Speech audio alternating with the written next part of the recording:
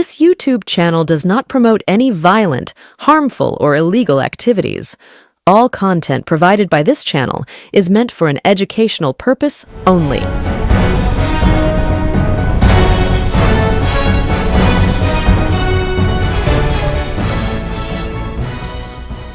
নমস্কার, আমি প্রতিবেদক সায়ন্তন চক্রবর্তী। আপনারা দেখছেন বঙ্গচক্র ইউটিউব চ্যানেল। দিকে দিকে বিদ্রোহ তৃণমূল কংগ্রেসের অভ্যন্তরে। কখনো কোনো সাংসদরা তৃণমূল কংগ্রেস নেত্রী, তৃণমূল কংগ্রেস দল, অভিষেক বন্দ্যোপাধ্যায় আইপ্যাকের বিরুদ্ধে সুর চড়াচ্ছেন। আবার কখনো দেখা যাচ্ছে নবনির্বাচিত বিধায়করা তৃণমূল কংগ্রেসের যে বিরোধীদের বয়কট পলিসি ছিল সেই পলিসির সমালোচনা করছেন। আর ঠিক এই রকম জায়গায় দাঁড়িয়ে মমতা বন্দ্যোপাধ্যায় এমন দুটি সিদ্ধান্ত নিয়েছেন অভিষেক ঘনিষ্ঠ নেতাদের ডানা ছেটে। তিনি বুঝিয়ে দিয়েছেন দলের কন্ট্রোল, দলের রাশ এবার তার হাতে। কেন বলছি একথা, সেই সমস্ত কিছুর তথ্য প্রমাণ ভিডিও এই পর্বেই দেখতে পারবেন। ইতিমধ্যে আপনারা জানেন যে দল ক্ষমতায় থাকা আর দল ক্ষমতায় না থাকা এই বিষয়ে তৃণমূল কংগ্রেসের অতীতে মমতা বন্দ্যোপাধ্যায়ের সঙ্গী যারা ছিল তারা বুঝতে পারলেও তৃণমূল কংগ্রেসের নবতম সংযোজন বা নতুন প্রজন্মের যে সমস্ত নেতা মন্ত্রী, বলা ভালো প্রাক্তন মন্ত্রী এবং নবনির্বাচিত বিধায়ক যারা হয়েছেন তারা বেশ ভালোভাবে বুঝতে পারছেন। আবার দেখা যাচ্ছে মমতা ঘনিষ্ঠ যারা অতীতে মমতার সঙ্গে দীর্ঘদিন বিরোধী রাজনীতি করেছিল তারাও হয়তো ক্ষমতার লোভে এখন মমতার বিরুদ্ধে আচরণ করাই শ্রেয় বলে মনে করছে।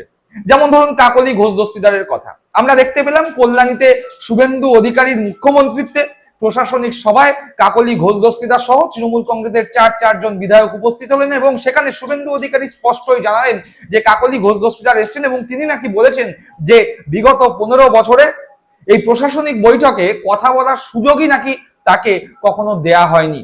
এরকম বক্তব্য তৃণমূল কংগ্রেসের সাংসদ মমতা বন্দ্যোপাধ্যায়ের ছায়া সঙ্গী কাকলি ঘোষ দস্তিদার নিজেই জানিয়েছেন শুভেন্দু অধিকারীকে। অন্তত পক্ষে শুভেন্দু অধিকারী সংবাদ মাধ্যমের সামনে সে কথাই জানিয়েছেন।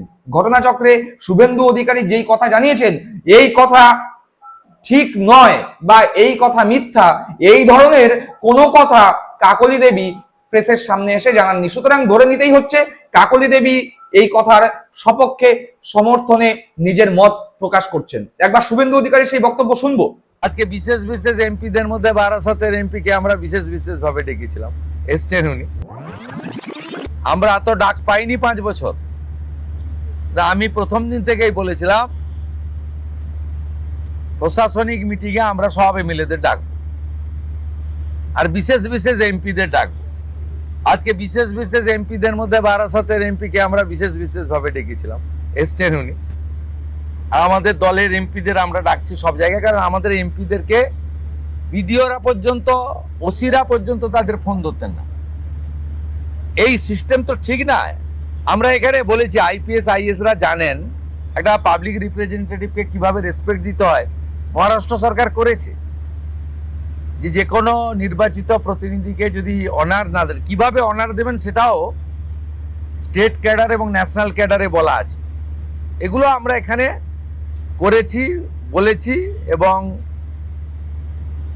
আজকে এখানে বসিরহাটের অনেক অপোজিশনের এমএলএরাও যুক্ত হয়েছিলেন, তাদের মধ্যে একজনকে বলার সুযোগও আমরা দিয়েছি।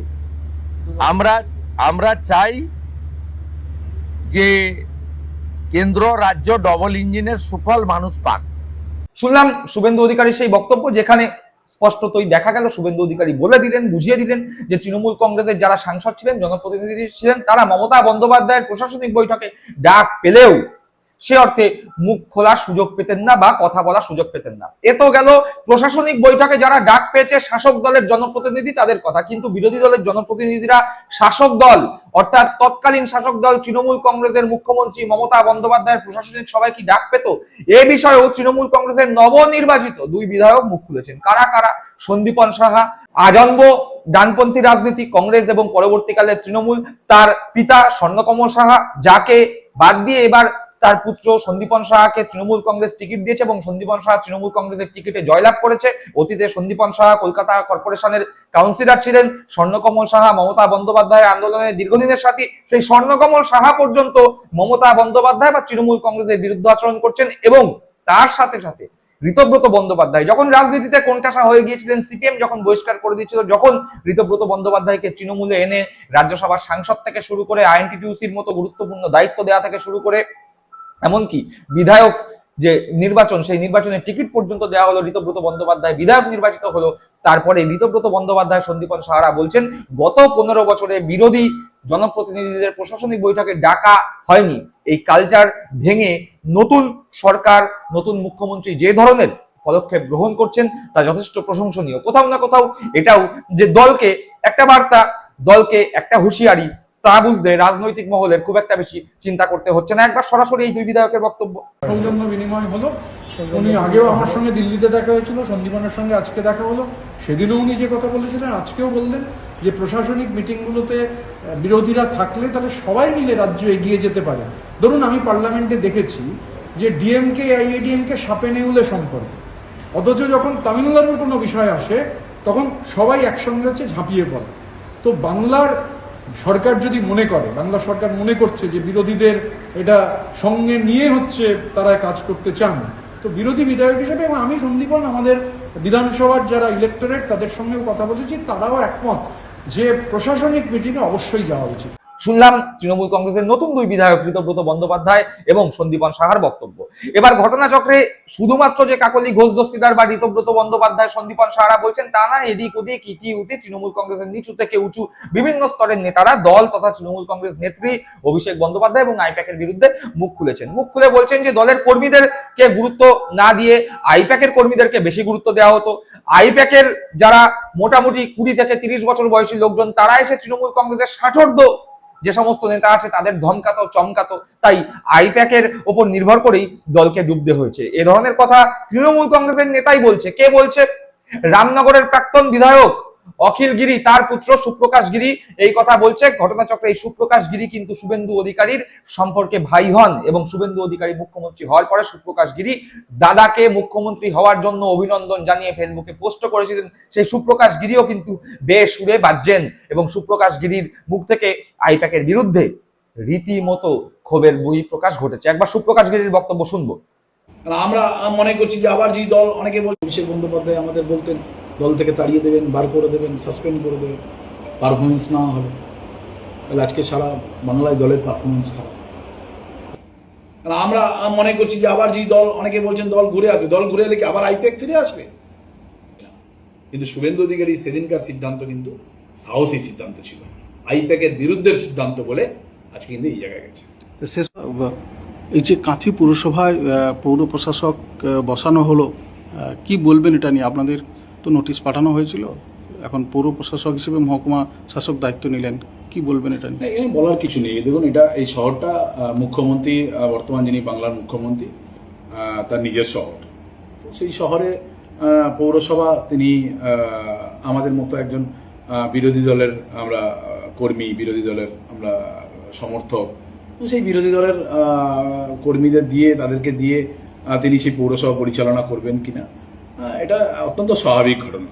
তো স্বাভাবিক কারণেই হয়তো তিনি এই কাঁথি পৌরসভাকে অন্যভাবে দেখছেন, তাই হয়তো তিনি আমাদের পৌর বোর্ডকে ভেঙে দিয়েছেন এবং আমাদের কিছু কাউন্সিলর পদত্যাগ করেছেন।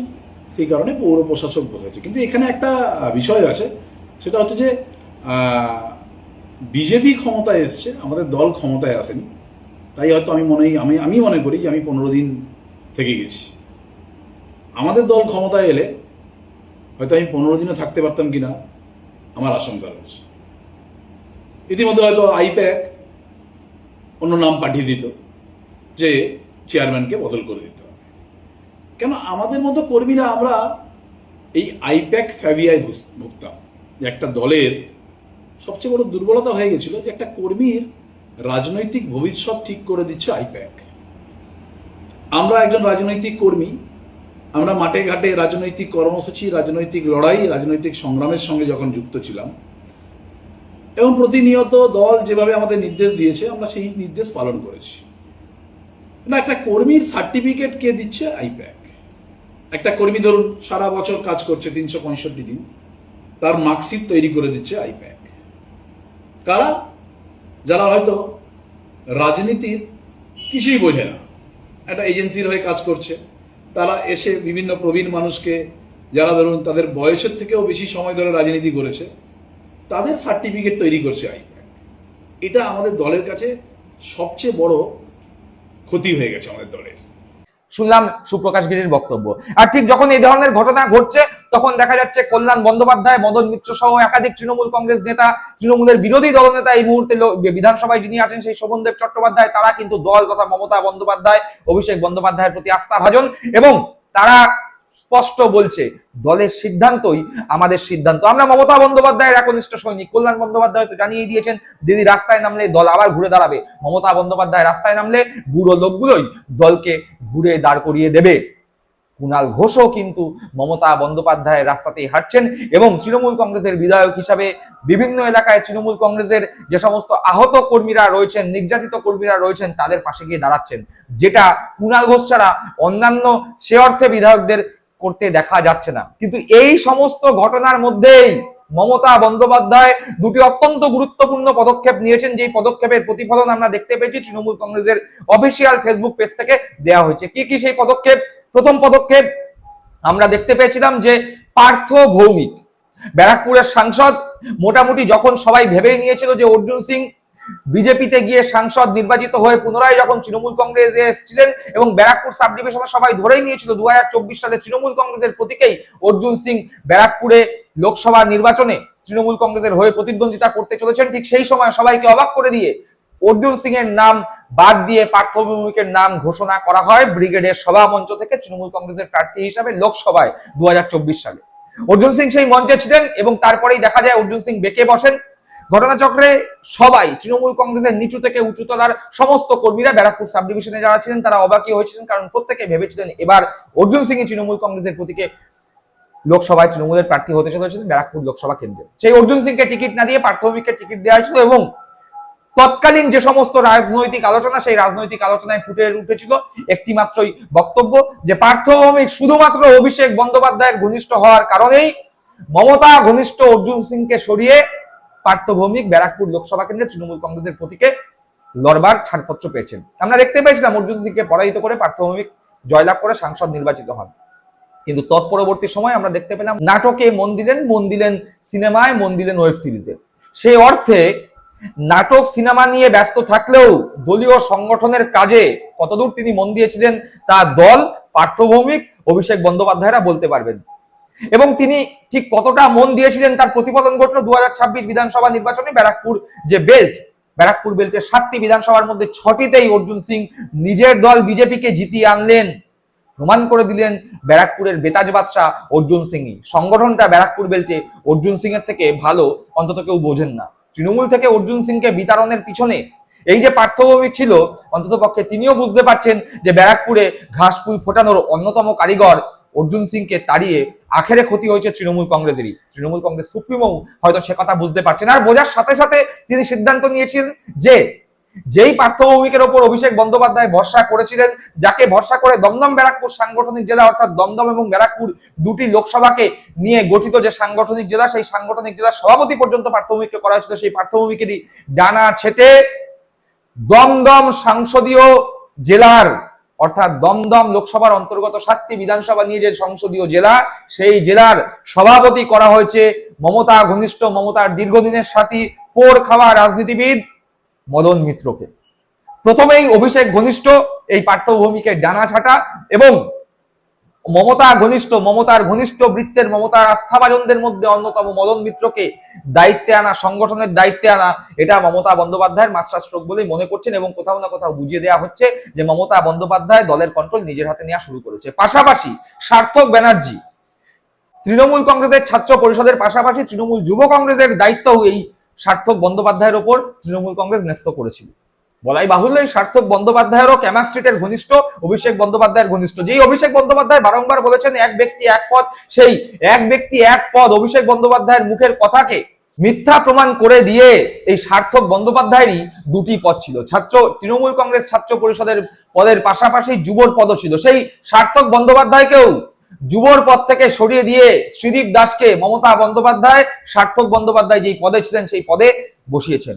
অর্থাৎ এখানেও অভিষেক বন্দ্যোপাধ্যায় ঘনিষ্ঠ এক ছাত্র নেতা, যুব নেতার ডানা ছাটা হয়েছে এবং সেখানে নতুন করে দল নতুন এক নেতাকে দায়িত্ব দিয়েছে। বোঝাই যাচ্ছে যে সমস্ত নেতারা শুধুমাত্র অভিষেক বন্দ্যোপাধ্যায়ের সঙ্গে ঘনিষ্ঠতার কারণে পদ পেয়েছিলেন, আগামী দিনে সে সমস্ত নেতাদের ডানা ছাটার প্রক্রিয়া চালু হয়ে গেছে এবং এই ডানা ছাটা প্রক্রিয়া চালু করার মাধ্যমে মমতা বন্দ্যোপাধ্যায় বুঝিয়ে দেওয়া শুরু করেছেন দলের ব্যাটন, দলের রাজ, দলের রিমোট কন্ট্রোল এখন তার হাতে। ইতিমধ্যেই মমতা বন্দ্যোপাধ্যায় বলেছেন যে ঈদ মিটে গেলে তিনি রাস্তায় নামবেন, ময়দানে নামবেন এবং সেখানে কল্যাণ বন্দ্যোপাধ্যায়, মদন মিত্রদের মতো নেতাদের সক্রিয়তা, মমতা বন্দ্যোপাধ্যায়ের বাড়িতে গিয়ে মিটিং করা, কল্যাণ বন্দ্যোপাধ্যায়ের বক্তব্য দিদি নামলে বুড়ো লোকগুলোই খেলা ঘুরিয়ে দেবে, সেই বক্তব্য কোথাও না কোথাও প্রমাণ করে মমতা বন্দ্যোপাধ্যায় রাস্তায় নামলে নতুন প্রজন্ম বা ক্যামাক স্ট্রিট গোষ্ঠী বা ক্যামাক স্ট্রিট ঘনিষ্ঠ লোকজন দল বদলের খেলায় মত্ত হলেও পুরনো লোকজন এখনো ওই দিদির পদচিহ্ন অনুসরণ করে রাস্তাতে থাকারই সিদ্ধান্ত নিতে চলেছে। দর্শক বন্ধুরা, আপনারা কি মনে করছেন? কমেন্ট বক্সে অবশ্যই কমেন্ট করে জানাবেন। সকলে ভালো থাকবেন, সুস্থ থাকবেন। জয় হিন্দ, বন্দে মাতরম।